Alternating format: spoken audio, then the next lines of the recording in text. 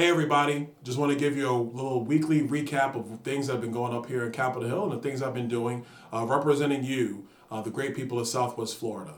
My week actually started in El Paso, Texas. I was able to go to a tour of our border facilities on my committee with the Oversight Committee. And frankly, what I saw was very disheartening. We have children being trafficked to get across the southern border. You already know that.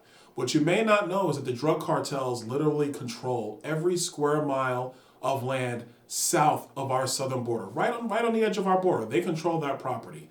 There is not a commercial product that can move through that border without the drug cartel. There's not a person that can move through that border without the drug cartel. If you're going to move through that border, you have to pay the cartel. That's the way this works south of our border. And so they know exactly what's going on with our immigration policies, and they're taking advantage of it, and they're taking advantage of these kids. Here in the United States, our Border Patrol members are overwhelmed. Their facilities are overwhelmed. I saw it firsthand. And then I was able to tour Fort Bliss. And I went and looked at the Fort Bliss facility, and those facilities will be also quickly overwhelmed. What I saw were children being walked out of a Border Patrol facility, being put on a coach bus, and being taken as far as San Diego, California, to go sit in a hotel. This is what's going on right now. And so the Biden administration is not putting in the necessary enforcement measures to protect our southern border, number one, and to protect these young children from being trafficked, number two. Let's be very clear. There is human trafficking going on in our world. It is starting in South America, and it is moving to our southern border, and it is happening because we're not doing everything we need to do to enforce our immigration laws.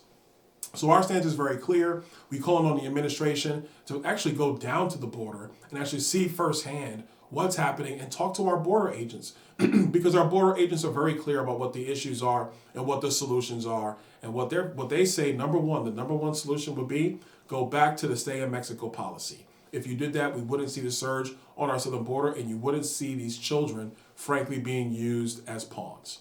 Here in D.C., a couple bills came up. One of the bills in my committee, the Oversight Committee, was a markup on D.C. statehood. I do oppose D.C. statehood for a myriad of reasons. Number one, it is the federal enclave as written in the Constitution, and it should remain that way. But number two, D.C. actually gets 3 electoral college votes because of the 23rd Amendment. Democrats in Congress don't want to deal with the 23rd Amendment. They rather just make D.C. a state first and then deal with the extra electoral college votes after the fact, assuming that every state will just want to get rid of the 3 electoral college votes. My stance is very clear.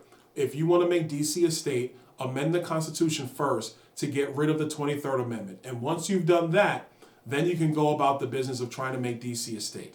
I frankly don't think D.C. should be a state. It is the federal enclave. All of its economy comes from the fact that the seat of government is right here in Washington, D.C., and that should frankly remain.